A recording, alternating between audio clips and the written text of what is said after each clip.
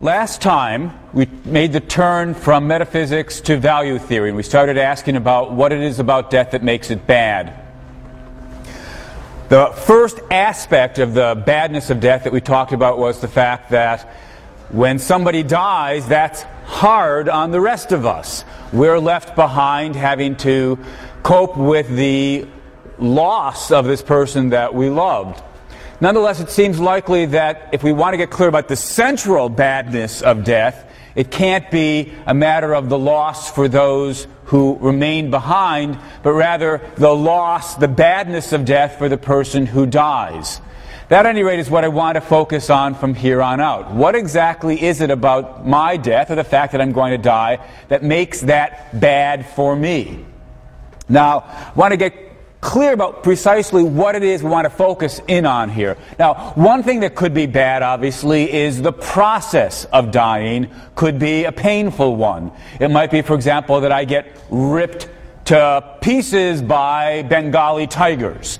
And if so, then the actual process of dying would be horrible, would be painful. And clearly it makes sense to talk about the process of dying as something that could potentially be bad for me. Although similarly, I might die in my sleep, in which case the process of dying would not be bad for me.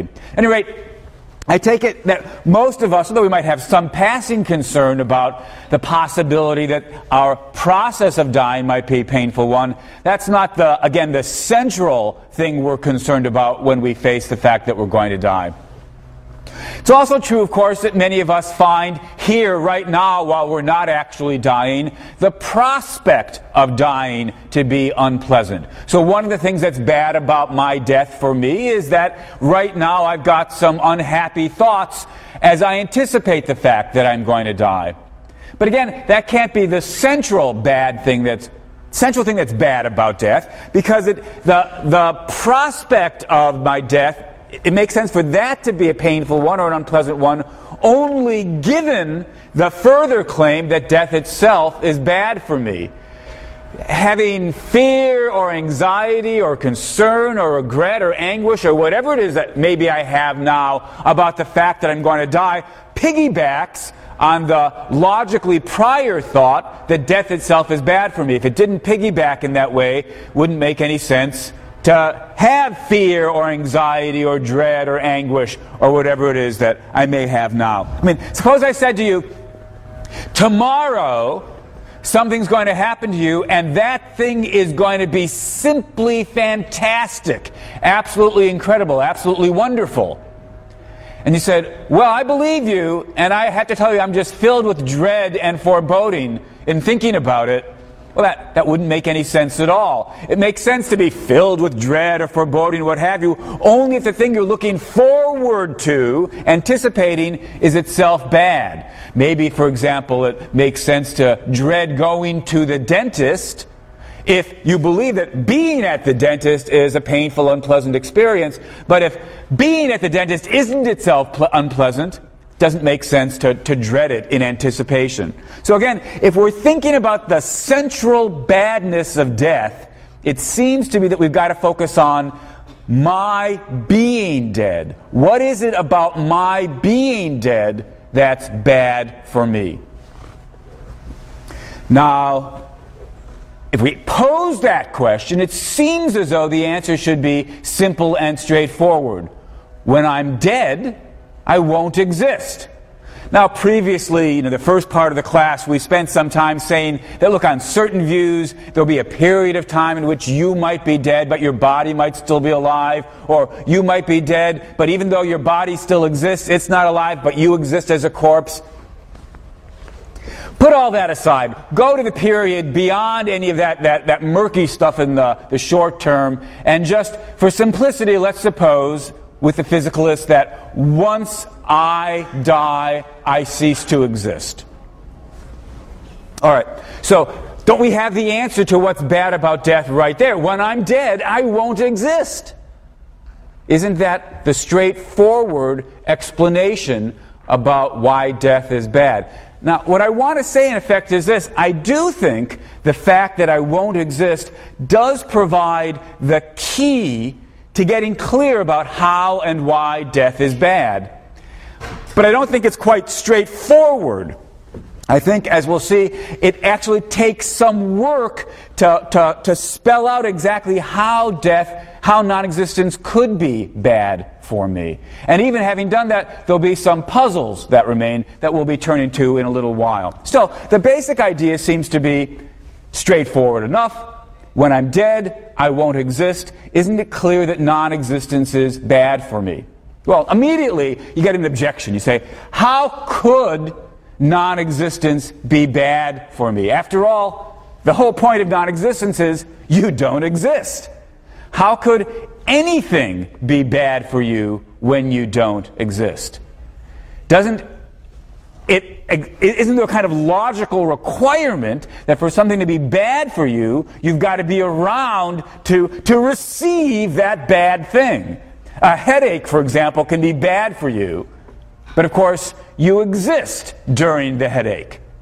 Headaches couldn't be bad for people who don't exist. They can't experience or have or receive headaches. How could anything be bad for you when you don't exist? And in particular, then, how could non-existence be bad for you when you don't exist? So it's not, as I say, altogether straightforward to see how the answer, death is bad for me because when I'm dead I don't exist, how that answers the problem as opposed to simply focusing our attention on the problem. How can non-existence be bad for me? The answer to this objection, I think, is to be found in drawing a distinction between two different ways in which something can be bad for me. On the one hand, something can be bad for me, we might say, in an absolute, robust, intrinsic sense. Take a headache again, or some other kind of pain, stubbing your toe, or getting stabbed, or whatever it is, being tortured. Pain is intrinsically bad. It's bad in its own right. It's something we want to avoid for its own sake. And those normally things that are bad for you are bad intrinsically. They're bad by virtue of their very nature. There's something about the way they are that you don't want those. They're bad in their own right. But there's another way of something being bad for you that it's easy to overlook. Something can be bad comparatively. Something could be bad because of what you're not getting while you get this bad thing.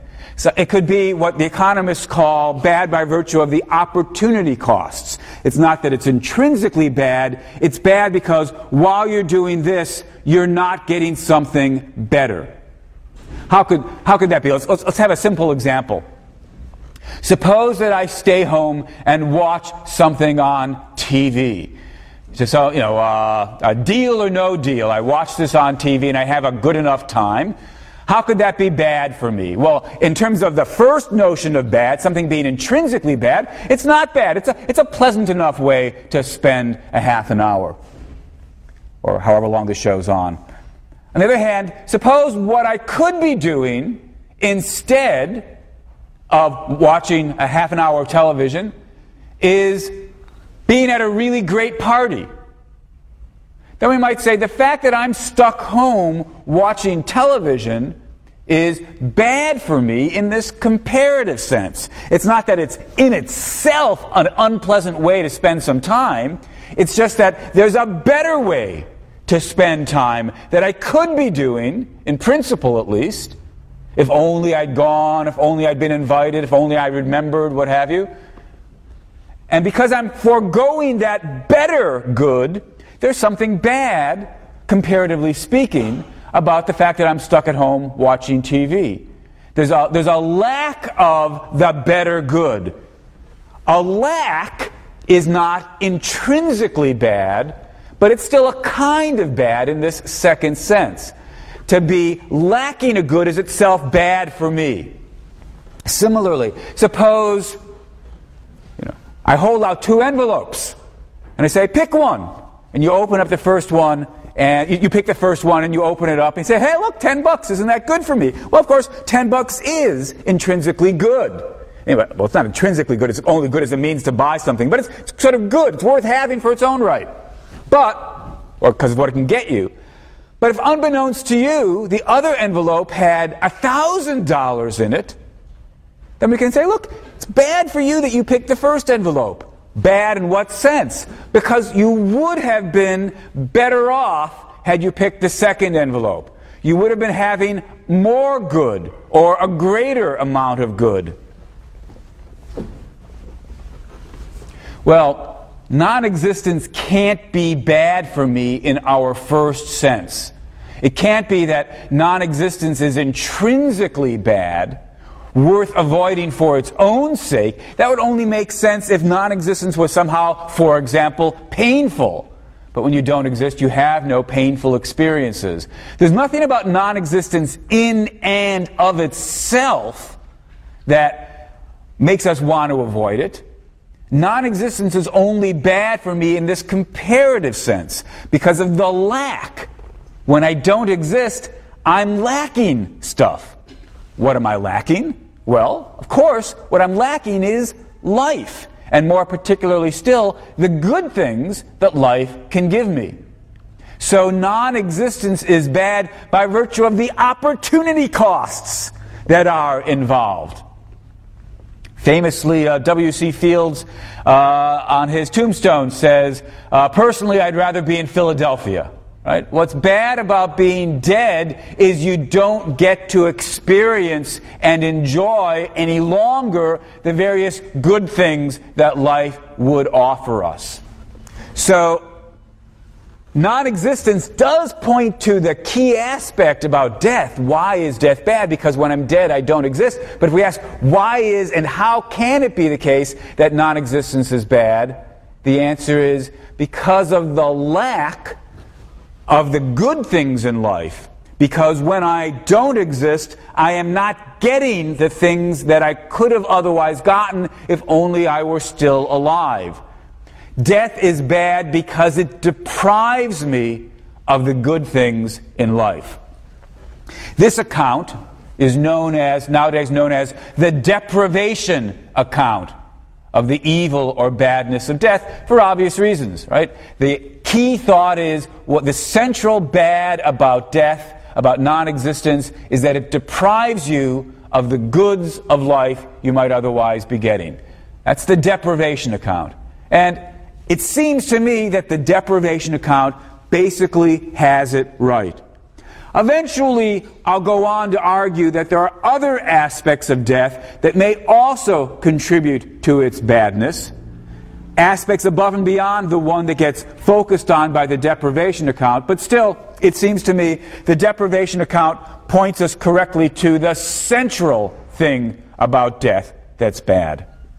What's most importantly bad about the fact that I'll be dead is the fact that when I'm dead, I won't be getting the good things in life. I'll be deprived of them.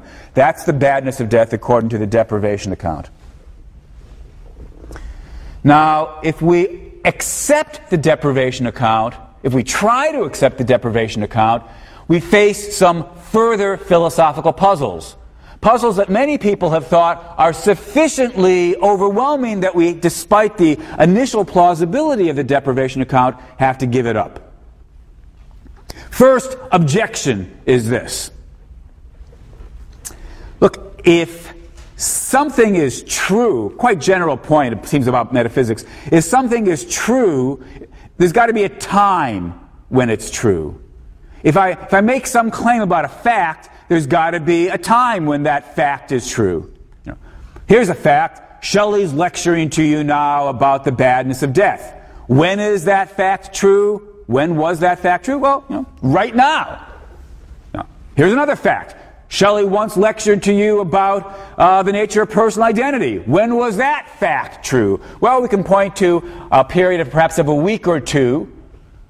Last month when I was lecturing to you about personal identity. Things that are facts can be dated. All right, that seems right. But if it is right, then immediately we've got a puzzle. How could death be bad for me? If death was bad for me, that would be a fact. If my death is bad for me, that would be a fact. And we'd ask, well, when is that fact true? You might say, well, it's not true now. Death isn't bad for me now. I'm not dead now.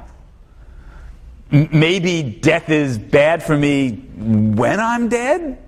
But that seems very hard to believe. I mean, when I'm dead, I don't exist, right? How could anything be bad for me then? Surely you've got to exist. So there's a puzzle about dating the badness of death. Now, it may be that this puzzle about time and the date of the badness of death is what Epicurus had in mind. There's a passage that I'm going to read to you in a moment from Epicurus. This passage has puzzled people, has puzzled philosophers ever since. Epicurus seems to be putting his finger on something puzzling about death, though it's difficult to pin down exactly what it is that's bugging him.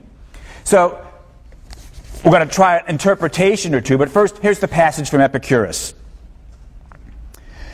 So death, the most terrifying of ills, is nothing to us, since so long as we exist, death is not with us, but when death comes, then we do not exist. It does not then concern either the living or the dead, since for the former it is not, and the latter are no more. You say, it's not altogether clear what Epicurus is bothered by there, but one possible interpretation is this puzzle about the timing of the badness of death. Death can't be bad for me now, because I'm alive. Death can't be bad for me when I'm dead. I am no more. Then how can things be bad for me then?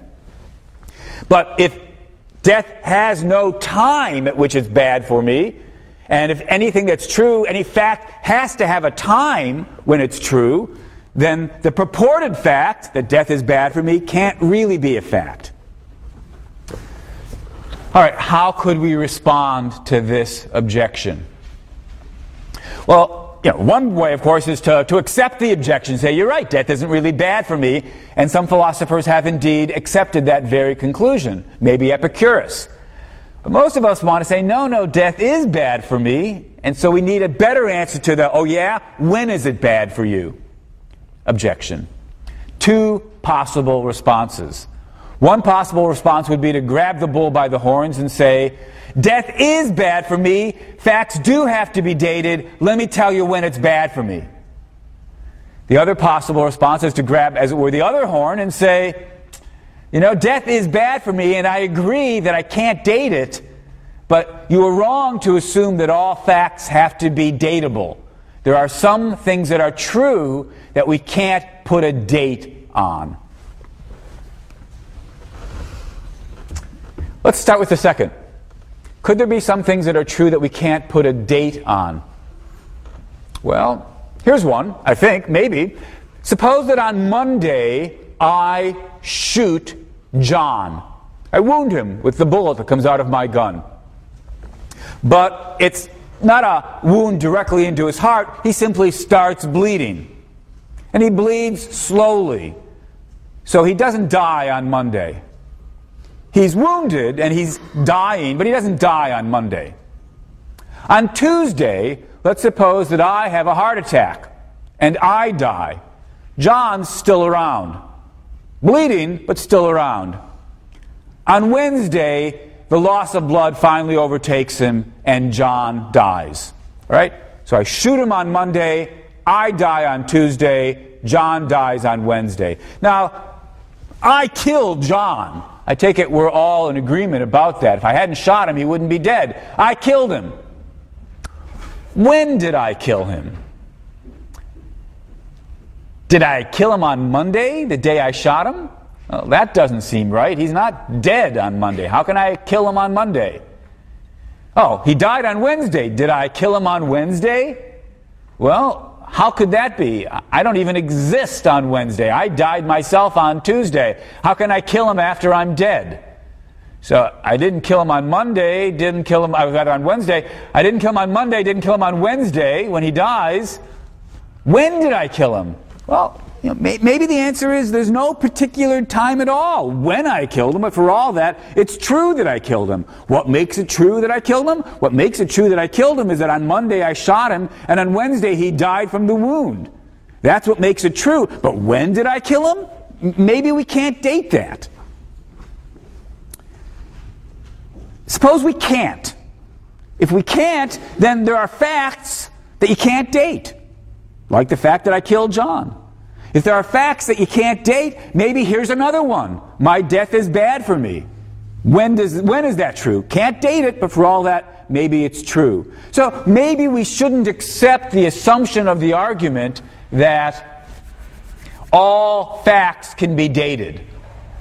Of course, the thought that all facts can be dated is a very powerful one, and no doubt many of you are going to go home and start trying to come up with an adequate answer to the question, when exactly did Shelley kill John? And come up with an answer maybe that you can even accept. At any rate, maybe we should accept the thought that all facts can be dated. In which case, if we're going to want to insist that my death is bad for me, we better be able to come up with a date. Well, maybe we can. When would it be plausible to claim my death is bad for me? Well, not now. My death can't be bad for me now. I'm not dead. But it's not 100% clear that the other alternative isn't acceptable. Why not say, my death is bad for me when I'm dead? After all, when is a headache bad for me? When the headache is occurring.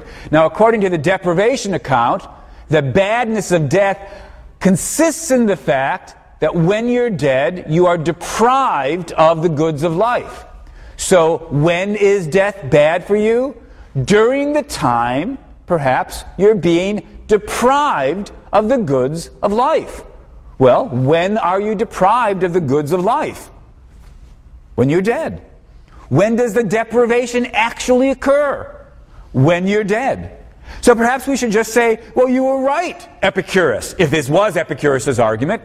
You were right, Epicurus. All facts have to be dated, but we can date the badness of death. My death is bad for me during the time I'm dead, because during that time I'm deprived of, I'm not getting the good things in life that I would be getting if only I were still alive. Well, that's a possible response to the objection. But of course, it just immediately raises a further objection.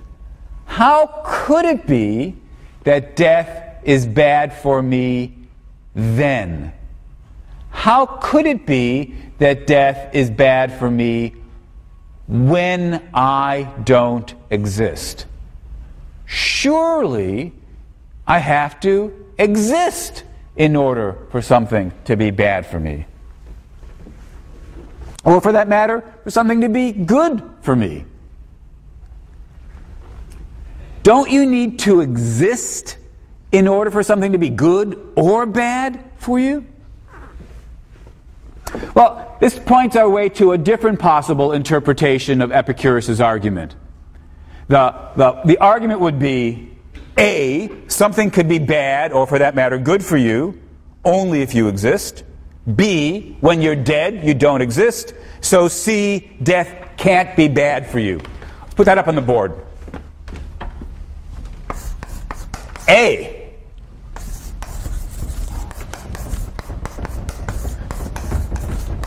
Something can be bad for you only if you exist. B.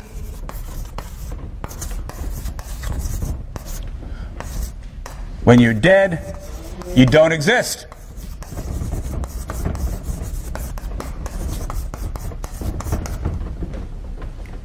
So, conclusion C, death can't be bad for you.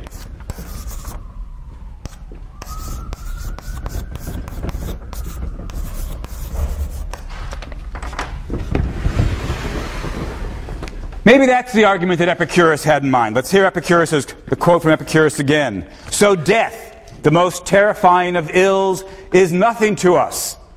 Since so long as we exist, death is not with us. But when death comes, then we do not exist. It does not then concern either the living or the dead, since for the former it is not, and the latter are no more. Again, the passage from Epicurus isn't altogether clear, but maybe he's got in mind something like this argument.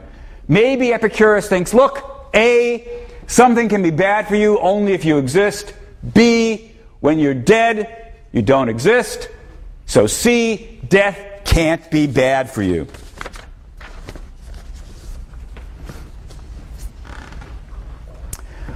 Well, what should we say? It's pretty clear that B is true. When you're dead, you don't exist.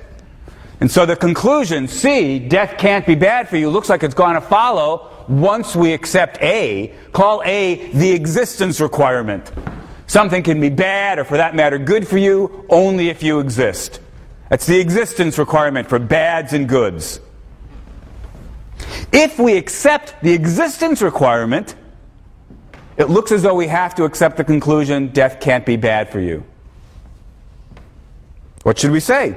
Maybe what we should say is, reject the existence requirement.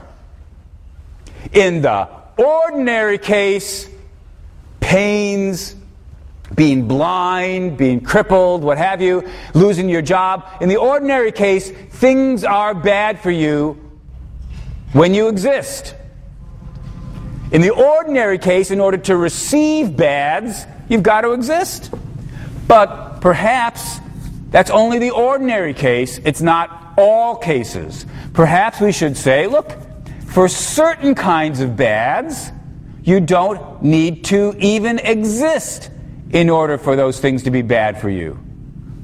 What kind of bads could be like that? Well, of course, deprivation bads would be exactly like that. To lack something, you don't need to exist. Indeed, the very fact that you don't exist might provide the very explanation as to why you've got the deprivation, why you've got the lack. Not all lacks might be like that, right? Remember the television case, you existed while you were being deprived of the great party. You existed while you were getting the mere $10 instead of the $1,000. So sometimes deprivations coincide with existence, but the crucial point about deprivations is you don't even need to so much as exist in order to be deprived of something. Non-existence guarantees that you're deprived of something. So perhaps we should just reject the existence requirement. Perhaps we should say, when we're talking about lacks, when we're talking about deprivations, A is wrong. We should reject the existence requirement. Something can be bad for you even if you don't exist. The existence requirement is false. Well, that would be a possible way to respond to this second possible interpretation of Epicurus' argument.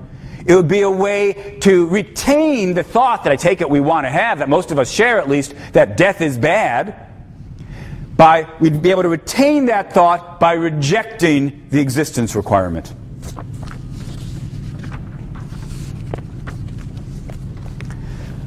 Well, easy to say that, but there are some implications of rejecting the existence requirement that may be rather hard to swallow.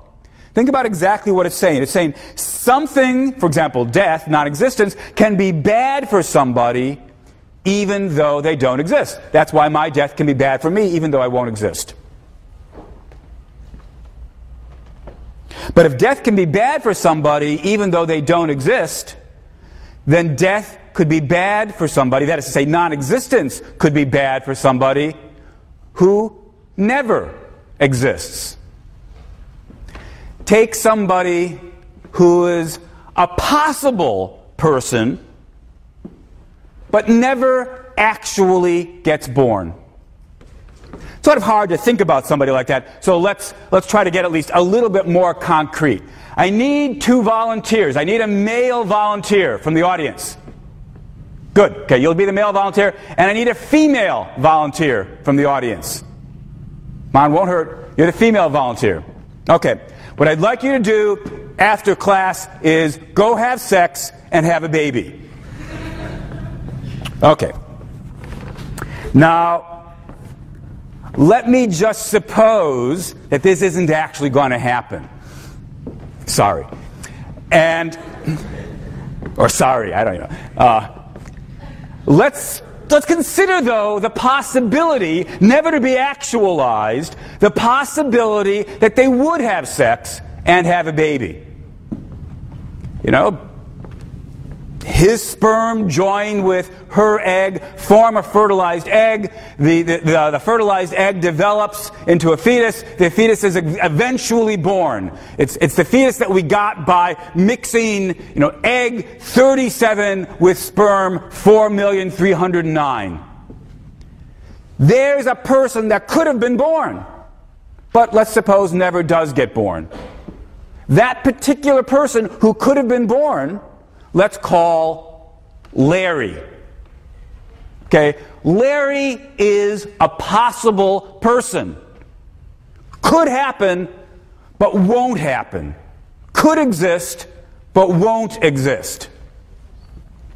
Now, how many of us feel sorry for Larry?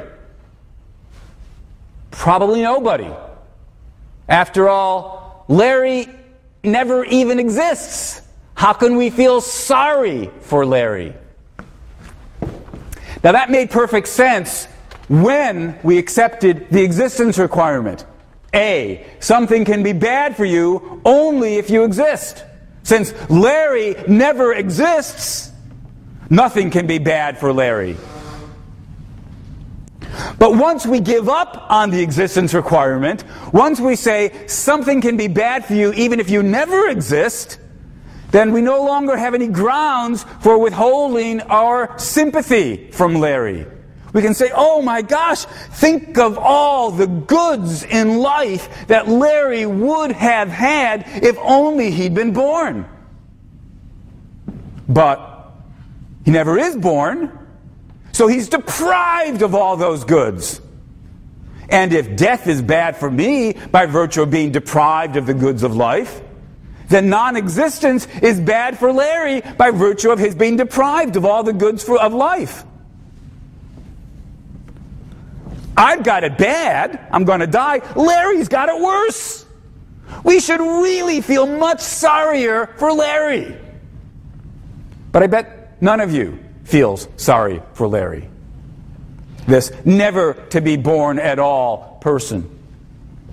Now it's important in thinking about this that we not slip back into some version of the soul view, especially some version of the soul view where the souls are prior existence. You might imagine there's a scene in Homer, I think, where some sort of sacrifice is being made, and all the dead souls, ghosts, sort of hover around, longing to be alive again, to savor the food and tastes and smells of life, right?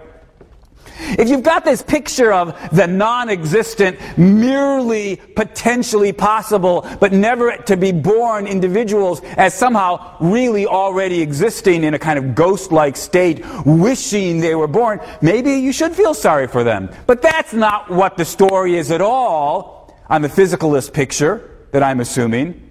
Non-existent people don't have a kind of spooky, wish-I-were-alive, ghost-like existence. They just don't exist. Full stop. So once we keep that in mind about Larry, it's very hard to feel sorry for him. Of course, look, since I've been going on about how he's deprived of all the good things in life, maybe some of you are feeling sorry for Larry.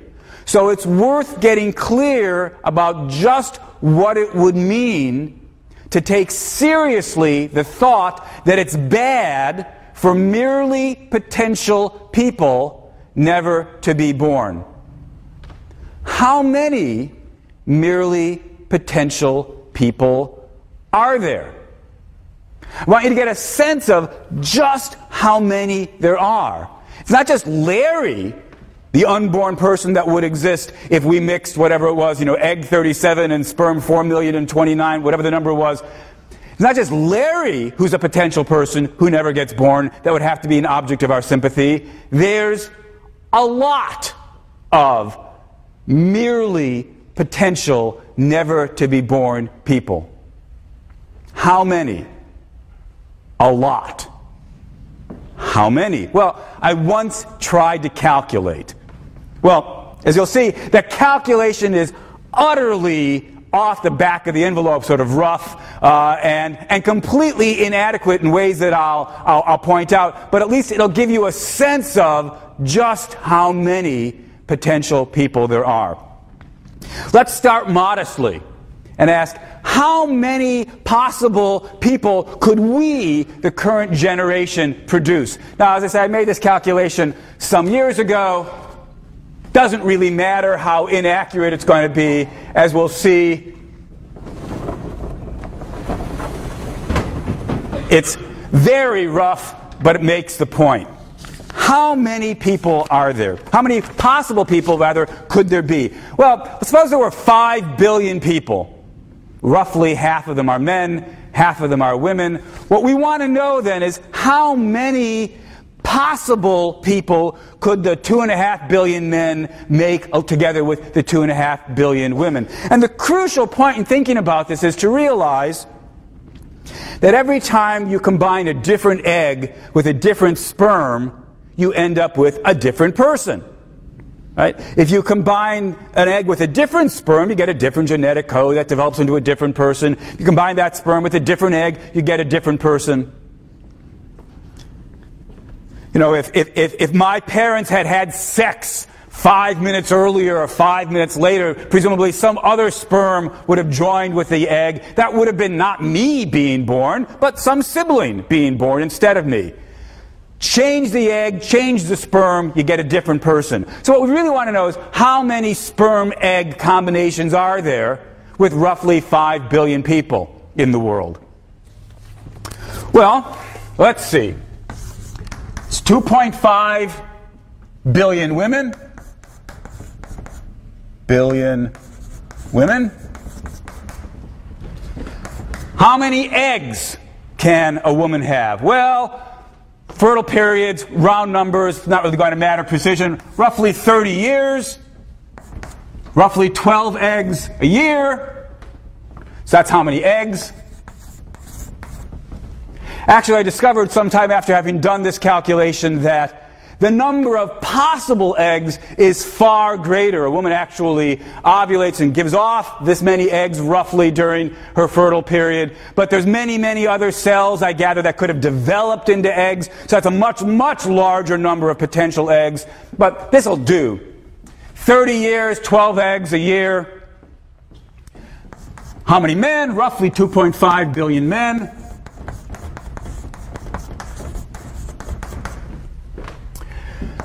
Each man, has a much longer period in which he's able to produce sperm. Let's just be round numbers here, 50 years.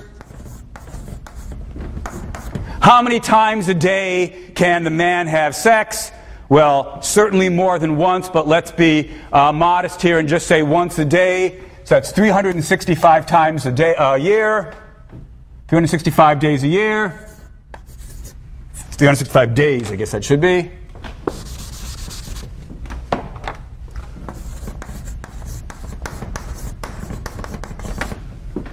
I wrote it too big. I don't have space left for the last number. Each time the man ejaculates, he gives off a lot of sperm.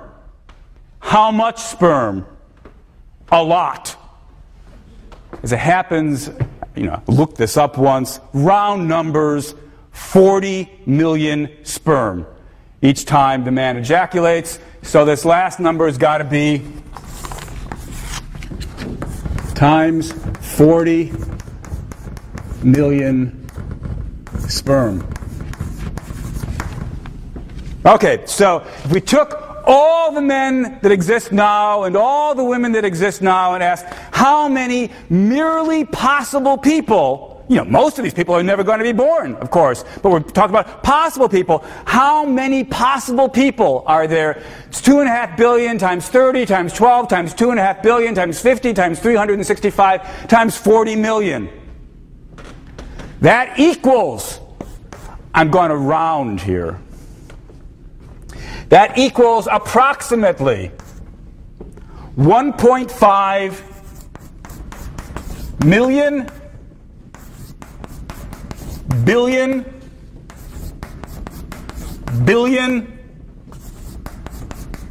billion people. That's 1.5 times 10 to the 33rd.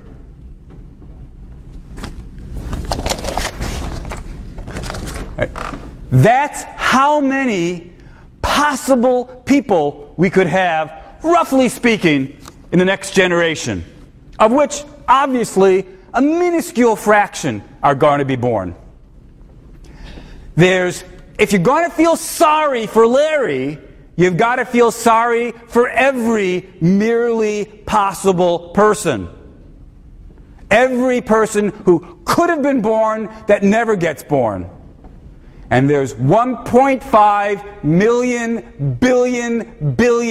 billion such people, such possible people. And of course, the truth of the matter is, we've barely scratched the surface here. Because now, think of all those people, and think about all the possible children they could have.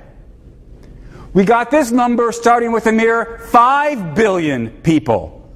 Imagine the number we would get if we then calculated how many possible grandchildren we could have. I don't mean that we could actually have all of those people at the same time, but for each one there is a possible person that could have existed. You quickly end up with more possible people than there are particles in the known universe. And that was just 2 generations. Right? 3 generations are going to have more. 4 generations are going to have more.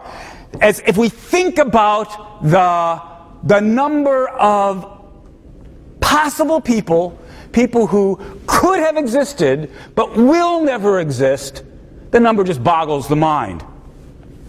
And then, if we say we've gotten rid of the existence requirement, and so things can be bad for you even if you never actually exist, then we have to say of each and every single one of those billions upon billions upon billions upon billions upon billions of possible people that it's a tragedy that they never get born because they're deprived of the goods of life. If we do away with the existence requirement, then the tragedy of the unborn possible people is a moral tragedy that just staggers the mind. The worst possible moral horrors of human history don't begin to even be in the same ballpark as the moral horror of the loss via deprivation for all of these unborn possible people. Now, I don't know about you. When I think about it, all I can say is, it doesn't strike me as being a moral catastrophe. I don't feel anguish and sorrow and dismay at the loss, at the lack, at the deprivation for the untold billions. But if we give up the existence requirement and explain the badness of my death via the deprivation account, we do have to say this is a moral tragedy. The fact that the billions upon billions are never born. Well, if we're not prepared to say that's a moral tragedy, well, we could avoid that by going back to the existence requirement. But of course, if we do go back to the existence requirement, then we're back with Epicurus' argument. Something can be bad for you only if you exist. When you're dead, you don't exist. So, see, death can't be bad for you. Well, now we've really got ourselves in a philosophical pickle, don't we? if I accept the existence requirement, we've got an argument that says death isn't bad for me, which is really rather surprising. I can keep the claim that death is bad for me by giving up the existence requirement, but if I give up the existence requirement, I've got to say it's a tragedy that Larry and the untold billions, it's a tragedy that they're deprived of life as well. And that seems unacceptable. What should we do? What should we say? The suggestion is that the key here is to think about the claims that I'm using deprived in two different senses. That when we worry about my death, I'm losing something, namely life, that I've had. But in the case of Larry and the untold billions, they never had life. And so they're not deprived of it in that same sense. I think it's a very promising suggestion. And indeed, I'm not 100% sure I've got exactly where you want to go with this in mind, but I think there's a way of taking that thought and sort of carving a middle path. The problem effectively was this. If we don't throw in any existence requirement, we have to feel sorry for the unborn billions. That doesn't seem acceptable. If we throw in the existence requirement, A, something can be bad for you only if you exist, we end up saying death isn't bad for me because I'm not existing when I'm dead. But maybe there's a more modest way of understanding the existence requirement. Or to put the point in slightly different terms, maybe we can distinguish between two different versions of the existence requirement. A bolder and a more modest version. Let's see.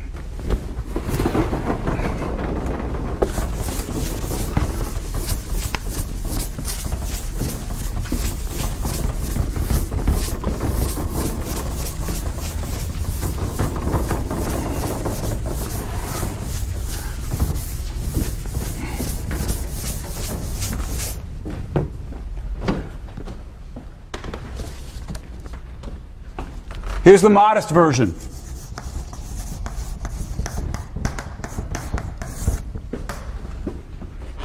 Something can be bad for you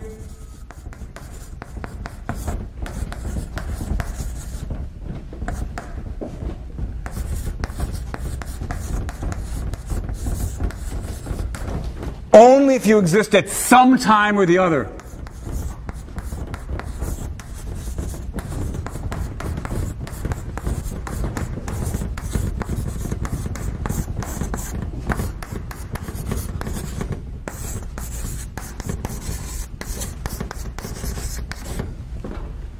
Bolder claim.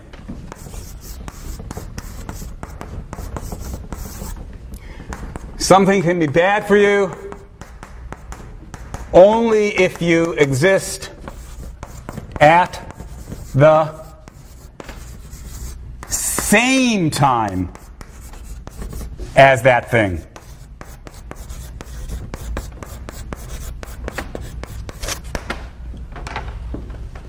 All right. These are two different ways of understanding what the existence requirement requires. The modest version is called modest because it's asking less. It says something can be bad for you only if you exist at some time or the other.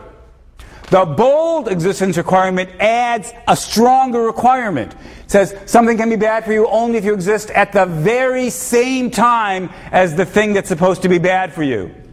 There's got to be a kind of simultaneity. Something's bad for you, you had better exist at the very same time that that bad thing is happening. That's bolder than the modest requirement. The modest requirement doesn't require that you exist at the same time as the bad thing. It only requires that you exist at some time or the other.